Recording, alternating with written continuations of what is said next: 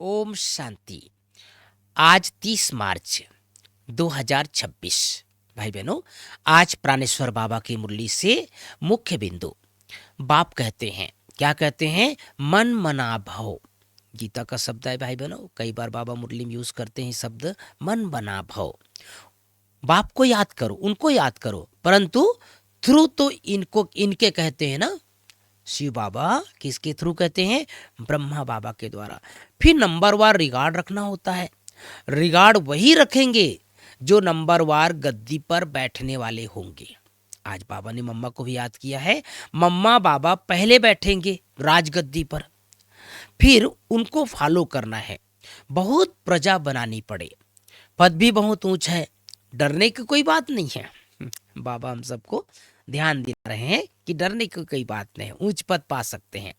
आज की मुरली से दूसरी बिंदु बाप कहते हैं, मैं हूं ही गरीब निवाज, तुम बच्चों के लिए ही आया हूं। अब कितनी सुंदर बात बाबा सुना रहे हैं भाई बहनों। कोई 8 आना ले आते हैं, बाबा मकान में एक ईंट लगा दो। कभी 2 मुट्ठी अनाज भी ले आते हैं, उनका तो बहुत हो जाता है, कना कना मुहर बराबर हो जाता है ना। ऐसे थोड़ी ही कि तुमको गरीबों को बैठ दान देना है। गरीबों को वह लोग दान देते हैं, ऐसे तो दुनिया में ढेर गरीब हैं। सब आकर बैठ जाएं तो माथा ही खराब कर दें, है ना। बाबा कह रहे हैं अगर गरीबों को बुलाएंगे तो सब यहाँ आकर बैठ जाएं, लेकिन गरीबों को साहूकार बनाने वाला शिव बाबा है। आज की मुरली से मुख्य मुख्य 5 बातें। गीत बजा है माता वो माता। पहली बात, मीठे बच्चे, शिव बाबा के इस रचे हुए रुद्र यज्ञ की तुम्हें बहुत बहुत संभाल करनी है। यह है बेहद का यज्ञ स्वराज्य पाने के लिए।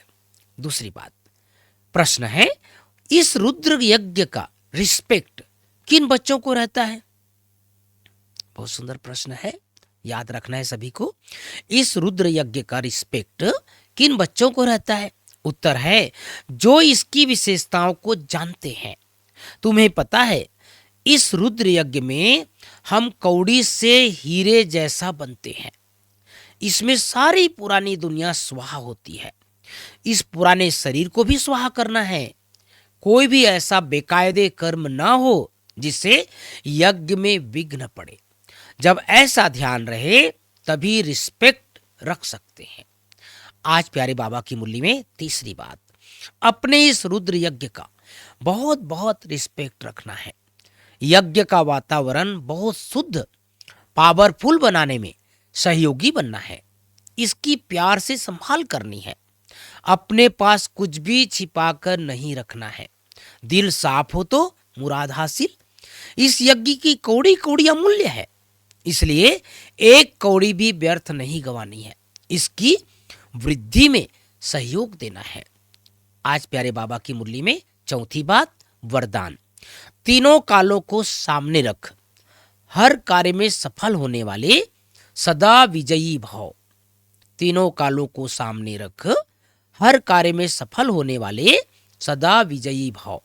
स्लोगन, हद के किनारों को छोड़ एक बाप को सहारा बना लो तो पार हो जाएंगे। तो भाई बहनों, आज प्यारे बाबा ने हम सबको याद दिलाया है कि भगवान कौन है।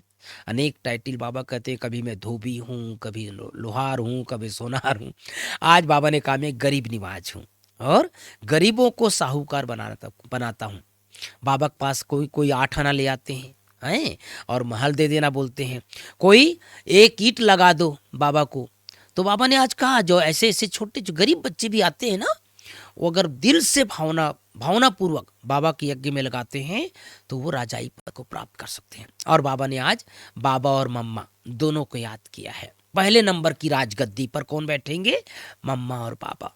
लेकिन उनको जो फॉलो करते हैं वह भी उच्च पद पा लेते हैं। तो हमें चलते फिरते उठते बैठते मम्मा और बाबा को फॉलो करते रहना है, याद करते रहना है, उनके पद चिन्हों पर चलना है। ओम शांति, ओम शांति।